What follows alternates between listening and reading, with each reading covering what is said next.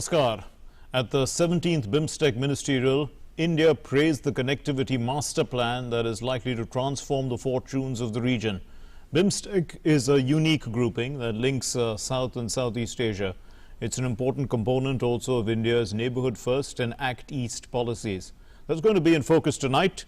My name is Mark Lynn. You're watching Newsnight. Let's begin with the headlines. Polling for phase 2 of the assembly polls in West Bengal and Assam closes. 30 assembly seats in West Bengal, including Nandigram, see 80.43% polling till 5:45 p.m. In 39 constituencies in Assam, voting percentage crosses 73%. Incidents of violence reported in West Bengal. One person succumbs to stab injuries in poll-related violence. Campaigning continues in full swing. Prime Minister Narendra Modi leads the charge in West Bengal and Assam, attacks the Congress for betraying all tribals in Kokrajhar, says Mamata Banerjee was afraid of losing, so was forced to camp in Nandigram.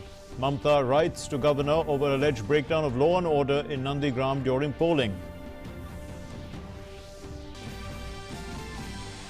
External Affairs Minister S. Jaishankar addresses the 17th BIMSTEC ministerial meeting via video conference, highlights the importance of connectivity, security cooperation, disaster management and tourism.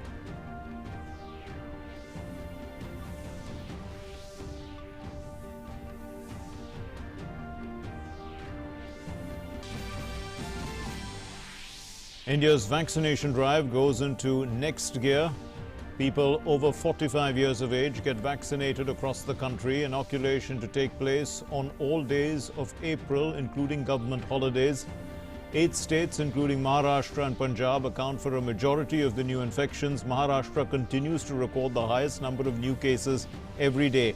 Delhi also reports a surge with 2,790 cases in the last 24 hours. France imposes a third nationwide lockdown as COVID-19 cases continue to surge. Bangladesh bans arrival from Europe except UK and 12 other countries as daily cases reach new high of 6,469.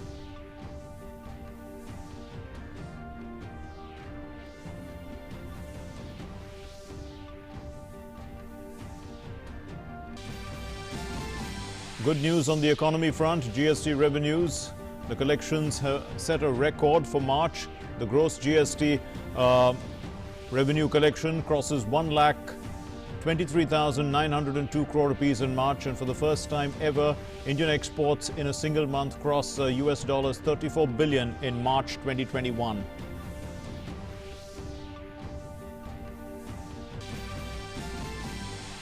Superstar Rajnikant to receive the 51st Dada Saheb Phalke Award. The singular honor recognizes his 5 decades-long glittering film career. Information and Broadcasting Minister Prakash Javadekar makes the announcement. Prime Minister Narendra Modi among the first to congratulate the superstar.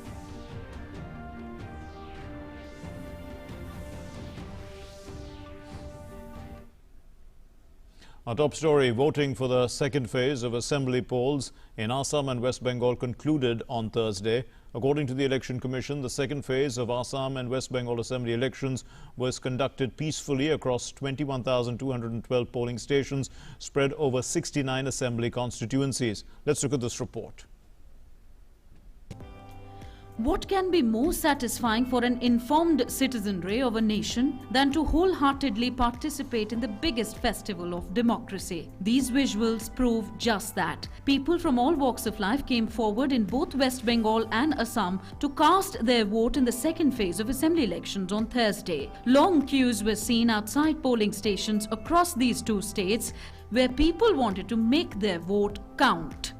Let's talk of the high-octane political battleground of West Bengal, where a total of 30 seats in 4 districts went to polls in the second phase on Thursday. Voting was held with strict adherence to COVID-19 protocols in 9 seats each in East and West Medinipur, 8 in Bankura and 4 in South 24 Parganas. The second phase of polling in West Bengal can be described as bumper voting. However, incidents of violence were reported in some areas of the state as well. A BJP worker was heckled at Mohammadpur booth. If we talk of the hot seat of Nandigram, Here, Chief Minister Mamata Banerjee is contesting against her former aide and BJP candidate Shubhendu Adhikari. Several booths in Nandigram witnessed frequent clashes between BJP and TMC workers. Keeping in mind the security scenario, the Election Commission had thus declared all the 10,620 polling booths as sensitive. Latest polling percentage at 5টা সময় ছিল, we have already communicated, today was 80.43%. Total complaints আজকে আমরা receive করেছি 1605 complaints. Early morning today বা মধ্যরাত্রে হয়েছে, that had happened at village Dalbar, PS Keshpur, যেখানে একজন উত্তম দলাই এজ 37 years, ওনার sharp injuries হয়েছিল and he has succumbed to injuries. 8 জনকে arrest করা হয়েছে এই পার্টিকুলার কেসে। AC 135 Keshpur, Paschim Medinipure. This is at about 12:00 hours. Candidate along with 5 others minor injuries sustained করেছেন। 20 persons have been arrested, which includes 6 men and 14 women. The polling percentage kept picking up right from the morning itself. What's interesting to know that women and youth turned out in huge numbers to cast their vote. जो seat में आएगा वो सुरक्षित रखेगा नंदीग्राम को। मैं चाहती हूँ कि नौकरी मिले, एजुकेशन में अच्छा हो सब कुछ। Let's talk of Assam now. The fate of 345 candidates, including 26 women, was sealed for the 39 assembly constituencies spread over 13 districts in the second of the 3-phase assembly elections. The poll percentage reported from the 39 seats in the state is 73.03%. Attractive selfie points, childcare rooms and COVID care rooms were set up at the polling stations. Assam बढ़ रहा है, सभी दिशाओं में असम बहुत बढ़ रहा है और नलबाड़ी डिस्ट्रिक्ट तो एक मतलब बहुत ऊंचे स्थान पर है इस मामले में। Several VVIPs were also seen casting their vote on Thursday. While BJP's Shubhendu Adhikari was seen exercising his franchise in Nandigram, BJP's Subhash Sarkar cast his vote in Bankura. Congress MP Sushmita Dev was seen voting in Silchar, Assam, whereas BJP MP Dilip Saikia cast his vote from his native village Purnakam Dev in Nalwari district. With a view to enhance transparency and credibility of the election process, the voter verifiable paper audit trail VVPATs were also used along with EVMs at every polling station in both Assam and West Bengal. The fact that both these states have witnessed a huge voter turnout in the second phase indicates the strength of our vibrant democracy. Well, we will have to wait and watch as to how the electorate maintains the same enthusiasm in the remaining phases of polls. With Rajesh Raj from Assam and Shailendra from West Bengal, Bureau Report, DD India. Well, after a hectic day of campaigning in Assam and West Bengal, Prime Minister Narendra Modi touched down in Madurai.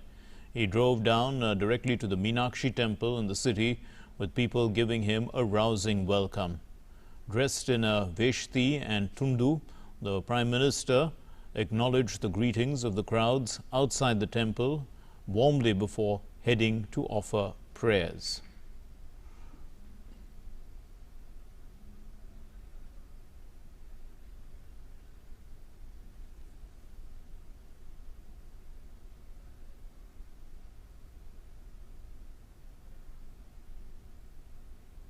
Prime Minister did darshan at the Meenakshi temple, seeking the blessings of the goddess. And the temple is a major pilgrimage destination within the Shaivit tradition. It's dedicated to Meenakshi Devi and Lord Shiv. The Meenakshi temple includes various narratives and sculptures and rituals, and that's considered to be the role played by various devotees. Arun Sharma is joining us and he can explain in some detail about this visit of the Prime Minister to the Meenakshi temple. Put this into context for us, Arun, and tell us about the significance of the temple itself for our viewers. That's right, Mark. Now, after a day-long hectic campaigning, Prime Minister Narendra Modi in the evening time did reach Madurai. Now, from Madurai airport till the Meenakshi temple, the stretch is around 10 kilometers. And Prime Minister Narendra Modi, when he was, reaching the Meenakshi temple, people all across the city primarily gathered to welcome Prime Minister Narendra Modi. And in fact, Prime Minister Narendra Modi, also waved his hand and apparently, gave, a reciprocal, a kind Yes. of a gesture from his side as well. So yes, the moment he reached the Madurai's Meenakshi temple, he was all dressed up in the local attire, in Veshti, and of course. He reached there in the temple. He did visit this entire temple. We know this fact that when we talk about Meenakshi temple, it is a form of, Meenakshi Devi or Meenakshi Ma is known, is another form of Ma Parvati, and of course Sundareshwar Bhagwan is also another form of Lord Shiva. So there's a temple of Ma Meenakshi over there, and of course Lord Sundareshwar over there. And Prime Minister Narendra Modi did visit these two temples of Ma Meenakshi and Lord Sundareshwar. And of course Prime Minister Narendra Modi also did visit various sculptures, and he also inquired about various sculptures at the Meenakshi temple. It is said that there are close to 33,000 sculptures over there at the Meenakshi temple, and each and every sculpture over there is engraved with and carved with primarily all the historical scenes of how did the marriage of Lord Sundareshwar and of course Ma Meenakshi took place, how did Lord Vishnu played an important role, how did, he played an important role as far as this marriage is concerned, and of course all these, episodes and high points of this entire wedding of Ma Meenakshi and Lord Shiva is also engraved or carved out in various sculptures over there. So indeed it was a spiritual visit, a religious visit of Prime Minister Narendra Modi when he visited Meenakshi temple in Madurai city. Indeed, the temple is the principal deity is Meenakshi, and the marriage of Meenakshi and Shivji was the biggest event with all the gods and goddesses and living beings who had gathered. This is what the narrative tells us. And Vishnu ji, who is also believed to be the brother of Meenakshi, was there and present at the wedding to give away goddess Meenakshi to Lord Shivji. So that's one of the stories around this temple, and these are the principal deities in southern India for a very long time. This is a temple that dates back to which time, Arun, would you say? I mean, it goes back, in fact, to this, the temple is of the 12th century, but the deities have been worshipped since, since perhaps the 1st or 2nd century. Absolutely, Mark, and this temple has been reconstructed, renovated, time and again, and we have seen that recently only 70 lakh rupees was spent for a facelift of the famous lotus tank over there in the vicinity of Meenakshi temple. Now, this temple's vicinity also contains this water harvesting storage facility. Now, recently only Prime Minister Narendra Modi has talked about this water harvesting facilities in various places of our country. So, Meenakshi temple has played an important role, as far as creating structures or infrastructure, as far as water harvesting facilities in our country is concerned. And in line with that context, we have seen that 70 lakh rupees is spent to upgrade the infrastructure of water harvesting over there. But yes, on the other side, Prime Minister Narendra Modi on one side, was primarily on the spiritual tour to Meenakshi temple. So on the other side, he also tried to understand the best practices of this temple as to how, various infrastructure, sculptures primarily mean, and how can the history or past can be implemented, in our future or in our present primarily, so that better modernized infrastructure can be created of various aspects like water harvesting, technical facilities, for instance. So in that context, this visit was very much significant as far as Prime Minister Narendra Modi is concerned. Thanks very much, Arun, for those inputs. Prime Minister Narendra Modi there visiting the Meenakshi temple a short while ago. Moving then on to our next story. Prime Minister Narendra Modi on Thursday expressed confidence in his party's victory in Assam. Leaders of all other prominent parties campaigned in the poll-bound states. Let's take a look. Ahead of the third and last phase of assembly elections in Assam, Prime Minister Narendra Modi on Thursday expressed confidence in the party's victory. While addressing a public rally in Kokrajhar, PM Modi attacked the Congress AIUDF alliance, saying that this is an election between the Mahajhoot of Mahajot and Mahavikas of the double engine. कल एक video में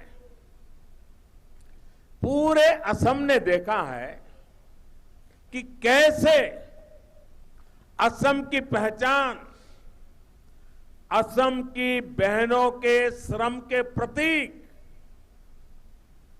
यहां की एक पहचान गमोसा का सरेआम अपमान किया गया।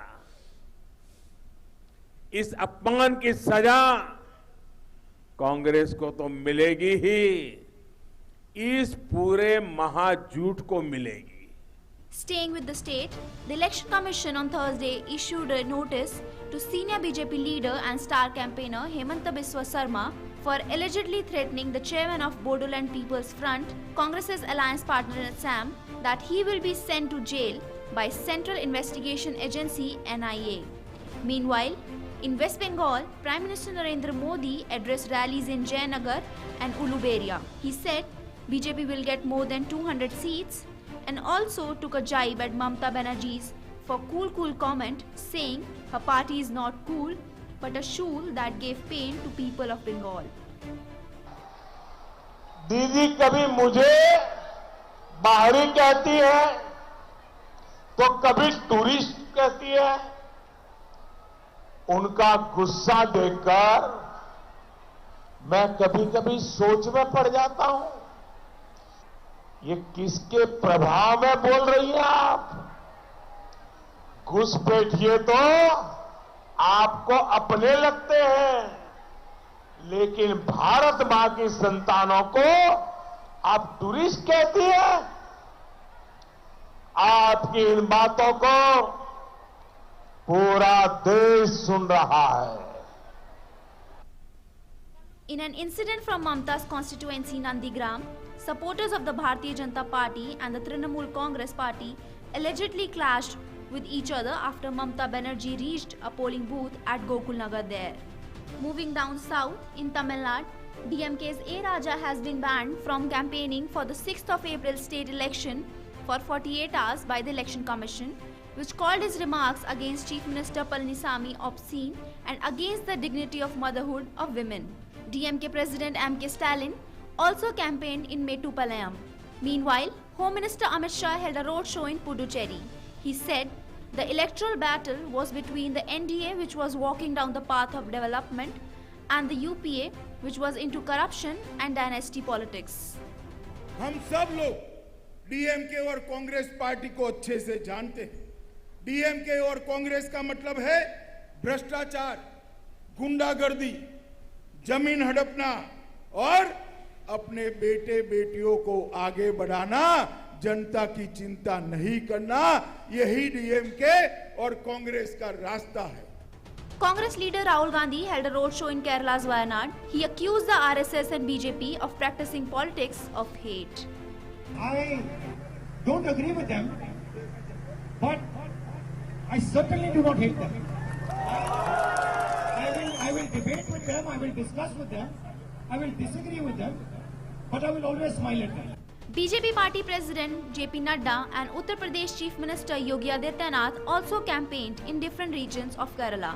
During roadshow in Attingal, JP Nadda said BJP has been able to increase its vote share from 5% to 17% in the state, while UP CM accused the ruling LDF and the Congress-led UDF governments in the past for betraying the people of Kerala. Bureau Report, DD India. The External Affairs Minister Dr. S. Jaishankar addressed the 17th BIMSTEC ministerial meeting via video conference. The sub-regional grouping comprising 7 countries of South and Southeast Asia, India, Sri Lanka, Bangladesh, Bhutan, Nepal, Myanmar and Thailand is an important component of India's Act East and Neighbourhood First policies. The 5th BIMSTEC summit will be hosted by Sri Lanka. Dr. Jaishankar highlighted the importance of connectivity, strategic cooperation, disaster management and tourism. The Bay of Bengal Initiative for Multi-Sectoral Technical and Economic Cooperation, BIMSTEC, has grown into an important sub-regional grouping for South and Southeast Asia. The region is home to around 22% of the global population and had sustained an average growth rate of above 6% until the global pandemic. The confluence of South and Southeast Asia is strategically important for India's northeast. At the 17th BIMSTEC ministerial meeting held via video conference, India emphasized the importance of good connectivity in harnessing the region's economic potential. I'm delighted that the member states have finalized a BIMSTEC master plan for transport connectivity, which is expected to be adopted at the 5th BIMSTEC summit. It would be an important step towards fulfilling the aspirations of the people of our region for better connectivity and integration. BIMSTEC member states have finalized a master plan for transport connectivity with a vision to promote seamless connectivity between and across the member countries through different modes of transport. Under the master plan, 267 projects of construction, expansion and modernization of transport infrastructure have been identified, of which 137 projects will enhance connectivity in the Bay of Bengal region. But the grouping is also collectively responding to the common concerns of terrorism, transnational crime, drug trafficking and disaster management. I'm glad to note that the BIMSTEC Convention on Cooperation in Combating International Terrorism, Transnational Organized Crime and Illicit Drug Trafficking has come into force last month, and BIMSTEC Convention on Mutual Legal Assistance in Criminal Matters has been finalized for signing at the 5th Summit. These conventions will provide a robust legal basis to further strengthen our cooperation in this sector. Disaster management is another important area of collaboration among BIMSTEC countries having similar geoclimatic conditions. I'm happy to inform that the BIMSTEC Center for Weather and Climate, being hosted in India, is fully functional with the state-of-the-art facilities to provide disaster early warnings.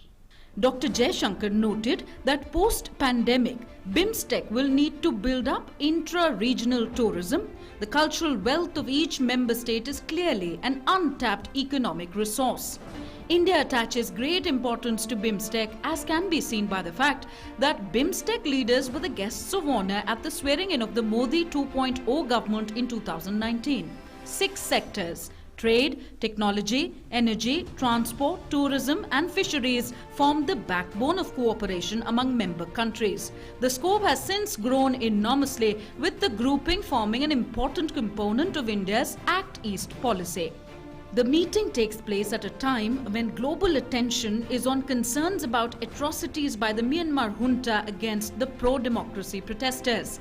While each nation has expressed their concerns individually on the matter, BIMSTEC as a grouping in its charter refrains from discussing domestic issues of any member state or even bilateral issues between any 2 member states.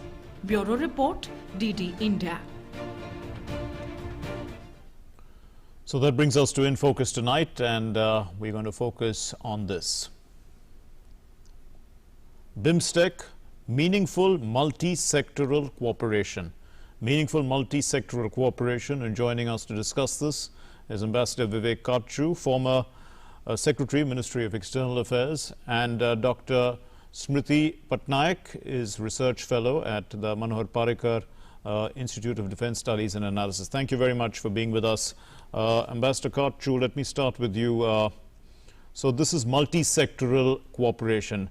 What does this actually mean? Because multi-sectoral could mean many sectors. It also could mean, many different levels of interaction can take place, and across the board, public, private. So what are we actually looking at when we're talking about multi-sectoral cooperation? If you permit, I'll try to give you a perspective by placing it in a certain background. The group goes back about 24 years. It was set up in 1997 and initially functioned out of Bangkok. The need for the group was felt because the countries which are around the Bay of Bengal felt that there were commonalities and possibilities of cooperation which could be developed further to the advantage of all these countries. but it takes time for a group to develop a core. Yes. Especially if countries are as varied as are the countries that are around the Bay of Bengal, even though there are, as I submitted, certain commonalities. I think in the last 2 decades and more, there has been a realization that there are many sectors, and hence multi-sectoral. There are many sectors where the countries, which are very different from each other in size, etc., can meaningfully cooperate to the advantage of all the member states. And that is the process that is going on. Now, there has to be a certain integration which has to take place, and that requires the development of connectivity. Connectivity means not only communications and transport, but it also means a certain degree of space in the imagination of the different countries, in different sectors, so that there is an understanding that develops that this is actually a viable group. Okay. That process is, I suspect, now underway. And once that process develops traction, the path ahead would be clear. It has taken time, but I do think that BIMSTEC has a future. Okay, indeed. Dr. Patnaik, so BIMSTEC also came into prominence because SAARC was not really delivering, and this is a crucial part of India's neighborhood first policy, also the Act East policy. But when we look at, it started off mostly with economic cooperation. The 6 sectors were trade, technology, energy, transport, tourism and fisheries. But now we're talking about security cooperation. We're talking about the Indo-Pacific, the Indian Ocean Rim, or more or less, worry about the maritime domain. How do you view this? First, I would like to say that, there should not be any kind of comparison between BIMSTEC and SAARC. The two processes are different. If you look at the membership, yes, there is some overlapping of the membership, but BIMSTEC is much more oriented, towards the eastern part of South Asia, where we already have countries where significant transport network and connectivity is being, funded by line of credit which India has extended. So therefore, I would say that, this comparison is unnecessary. It's not either or kind of a situation. I think India should strive and see so that it can not just bilaterally, but multilaterally, wherever it is possible to, to connect and to have the cooperation mechanism. So that's number one. Number two is the fact that, though, this is the 5th meeting which is going to take place, as Ambassador Karju was also speaking, that, this connectivity is also at a very, many levels. That's what he was explaining. So I would say that, yes, the Bay of Bengal has, emerged as a, important in India's foreign policy, and we also have seen that Indo-Pacific has received the kind of attention which it had not received in the past. So therefore, taking these two into account, and if you look at these countries, except for Nepal and Bhutan, most of these countries have maritime. That's right. Absolutely. Shared maritime boundaries. So therefore, and I suppose Nepal and Bhutan also would have to have access to the Bay of Bengal, as the closest port of call. Yes, I agree. Yes, that's true. So I would say that maritime dimension has emerged as a very significant area of cooperation. Like, for example, if you look at the blue economy and humanitarian assistance and disaster relief, I think these are some of the issues which are not very old issues. These are some of the emerging issues. And I think Sure. given that everybody has an interest on the maritime, this is Okay, going we to be have very little significant, time, so let me for- just get in one more question from Ambassador Katchu. The importance of, you did say that the countries don't have too much, I mean, they are different, but there is a lot of cultural wealth that, can be tapped in the sense of tourism in the future once this connectivity issue is sorted out. And perhaps there's going to be a lot more, more potential for BIMSTEC to grow as an economic bloc once this tourism builds up. I think tourism has great potential. 4 of the countries of these countries are Buddhist countries: Thailand, Myanmar, Sri Lanka, and of course Bhutan. And they gravitate towards Bodh Gaya. And Yes. therefore there is great scope for a Buddhist circuit to develop.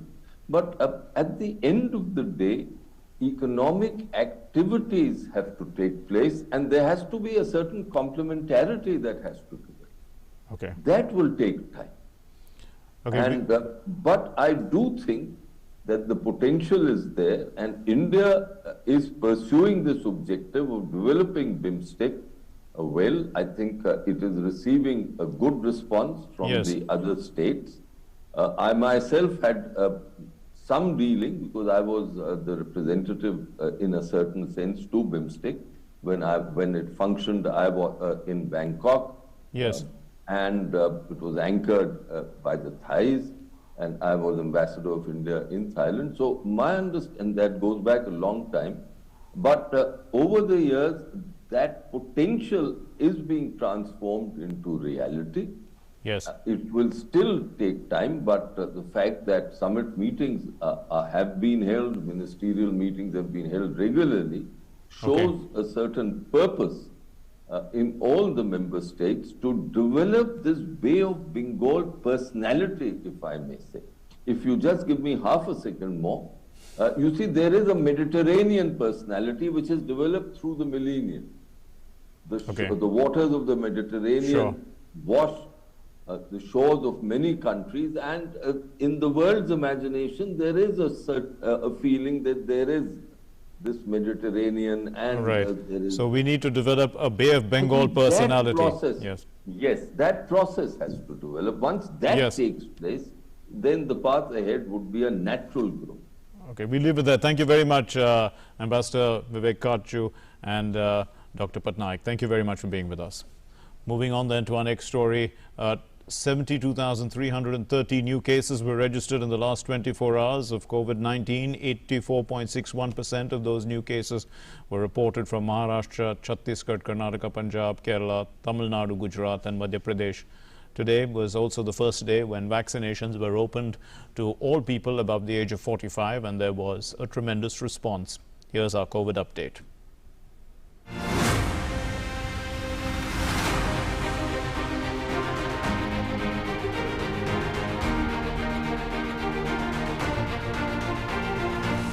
April 2021, and India enters a crucial phase in its fight against COVID-19. In order to fight the pandemic, India has opened vaccination facility to all the citizens above 45 years of age, irrespective of whether they have comorbidities or not. Anyone above 45 years can come and get himself or herself vaccinated. At the government centers, it is absolutely free of cost. We are here at the General Hospital in Thiruvananthapuram in Kerala, one of the states which is battling a spike in the COVID cases. And in this General Hospital, there are 2 sessions which are run simultaneously for the registration of citizens, and both the lines are quite busy, as we can see. And after the registration, the citizens are administered Covishield vaccine. We are at Kanyakumari Government Medical College and Hospital where this vaccination drive is going on about this COVID-19, and we can see a lot of people who are waiting here for their turn to come so that they can also get vaccinated. Here at this center we can see that all the staff, nurses and paramedic staff, they are facilitating that vaccination process of elderly and all those people who have come here. And from here onwards, they will, everybody is getting checked. First their blood pressure is being taken, and then all their basic and preliminary health parameters are tested, and they are then accordingly passed on to other nurses and staff for their further vaccination. We are here at Mumbai's government-run hospital, which is Sion Hospital, also known as the Lokmanya Tilak Hospital, where people in large numbers have gathered, and they are really enthusiastic about the fact that, for people above the age of 45 years can also get themselves inoculated. When a person comes, they can wait there. After getting their token number, then they'll be sent into second waiting area, and then in the main vaccination area they can come. A similar story played out across the country as well. There was great enthusiasm amongst people at different centers. With no cure available against COVID-19, vaccination is the only way to end the pandemic. 20 minutes we are done with the vaccination, and we didn't require any, except our Aadhaar card, we didn't require any certificate. Keeping in mind the recent upward curve in coronavirus cases, the goal of the government is to reach out to as many people as possible. Vaccination will remain open across all centers on all days through the month of April, including on guested holidays. With the opening up of COVID vaccination for all those above 45 years, many people headed to vaccination centers to get the first jab. They waited patiently for their turn and expressed their happiness after they got vaccinated. प्रदेश के सभी लोगों से appeal करता हूं कि सब लोग अपने घरों से निकलें और वैक्सीन केंद्रों पर जाकर वैक्सीन लगवाएं जो एंटाइटल्ड हैं.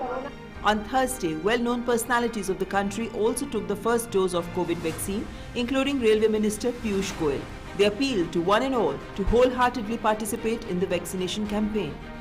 8 states, Maharashtra, Chhattisgarh, Karnataka, Punjab, Kerala, Tamil Nadu, Gujarat and Madhya Pradesh continue to show a steep rise in the COVID daily new cases. 84.61% of the new cases are reported from these 8 states. 72,330 new cases were registered in the last 24 hours. Maharashtra has reported the highest daily new cases of 39,544. It is followed by Chhattisgarh with 4,563, while Karnataka reported 4,225 new cases. India's total active case load has reached 5,34,055. It now comprises 4.78% of the country's total positive cases. India's cumulative recoveries stand at 1,14,74,683 today. The national recovery rate is 93.89%. 40,382 recoveries were registered in the last 24 hours. 459 deaths were reported in the last 24 hours. Meanwhile, in the Union Territory of Jammu and Kashmir, amidst a fresh wave of COVID-19, the Director General of Jammu Kashmir Police, Dilbag Singh, and his wife have tested positive for coronavirus. DGP Dilbag Singh tested positive for virus on Wednesday along with his wife for COVID-19 in Jammu. Dilbag Singh has self-quarantined himself at his residence in Jammu. Bureau Report, DD India.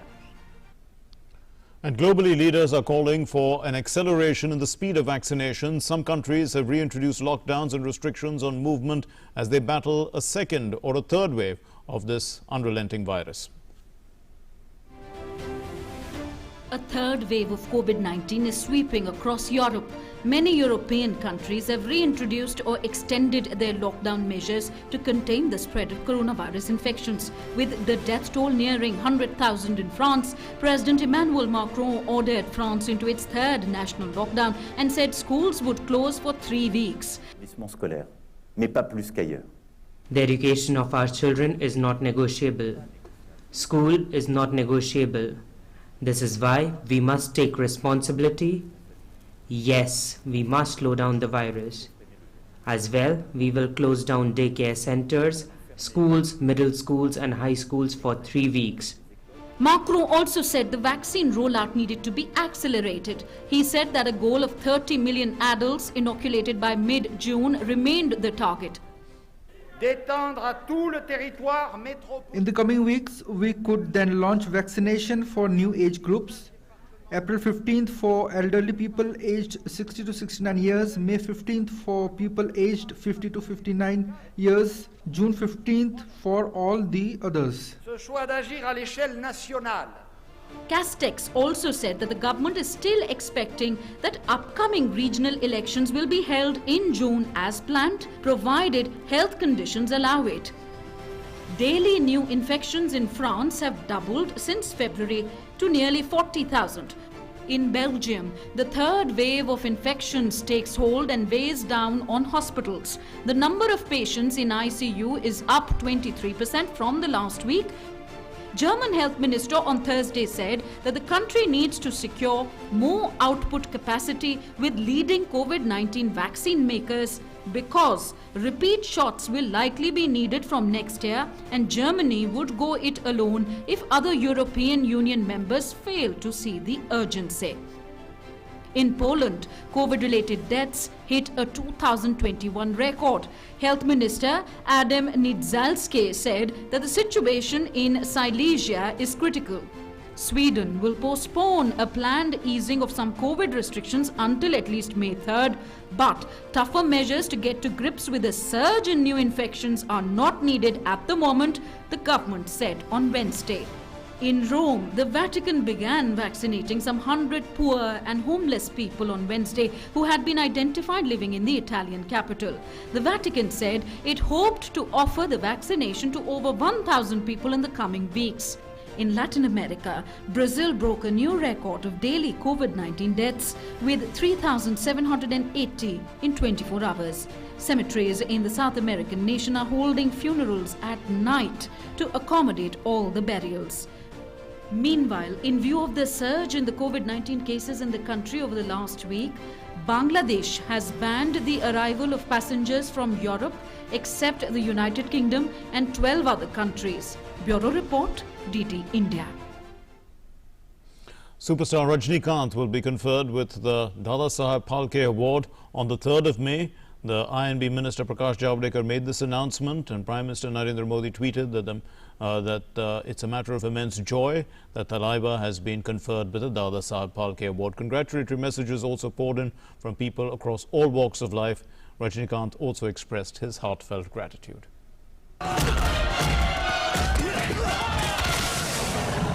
शेर अकेला ही आता। पांचों juries ने बैठक करके एक राय से महान नायक रजनीकांत को दादा साहब फाल्के अवार्ड देने की सिफारिश की और इसलिए उनके नाम का ये पुरस्कार घोषित हो रहा है।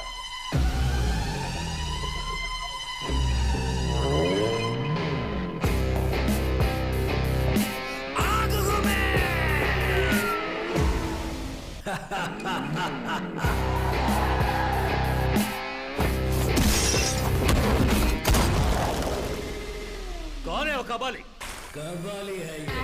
India's most prestigious cinema award announced for India's Thalaiva. Superstar Rajinikanth, the 51st Dada Saheb Phalke Award will be conferred on Rajinikanth on the 3rd of May. The decision was taken by a jury. Every year gives Dada Saheb Phalke Award for a film personality. This year, this selection is made by juries. This year's jury consisted of Asha Bhosle, Mohanlal, Vishwajit Chatterjee, Shankar Mahadevan and Subhash Ghai. Dada Saheb Phalke के मृत्यु के पश्चात ये award उनके नाम से रखा गया और आज तक 50 बार ये अवार्ड दिया गया है, 50 साल दिया गया है। इस साल ये 51वां साल है। Prime Minister Narendra Modi congratulated Rajinikanth on Twitter. Praising the superstar, Prime Minister Modi tweeted, and I quote, "Popular across generations, a body of work few can boast of, diverse roles and an endearing personality. That's Shri Rajinikanth ji for you. It's a matter of immense joy that Thalaiva has been conferred with the Dada Saheb Phalke Award." Defence Minister Rajnath Singh also tweeted, "Congratulations to legendary actor Thiru Rajinikanth, who has been conferred with the Dada Saheb Phalke Award. India cherishes his work and adores him for making many wonderful films for the cinematic world. His contribution to films has been exceptional and truly remarkable." From the film fraternity, superstar Mohanlal, who was also a member of the Dada Saheb Phalke Award jury, took to his social media pages and congratulated Rajinikanth. Megastar Mammootty, who shared screen space with Rajni in the super hit film Thalapathy, also expressed happiness for his co-star's achievement. Well-deserved recognition. Congratulations, dear Rajnikant sir, on the Dada Saheb Phalke Award. Congratulations, Surya, for the Dada Saheb Phalke Award. With love, Deva. Responding to the congratulatory messages, Rajnikant tweeted, "My heartfelt thanks to the Government of India, respected and dearest Narendra Modi ji, Prakash Javadekar ji and the jury for conferring upon me the prestigious Dada Saheb Phalke Award. I sincerely dedicate it to all those who have been a part of my journey. Thanks to the Almighty." Bureau Report, DD India. And with that bit of good news, we conclude News Night tonight. Thanks very much for being with us. Namaskar.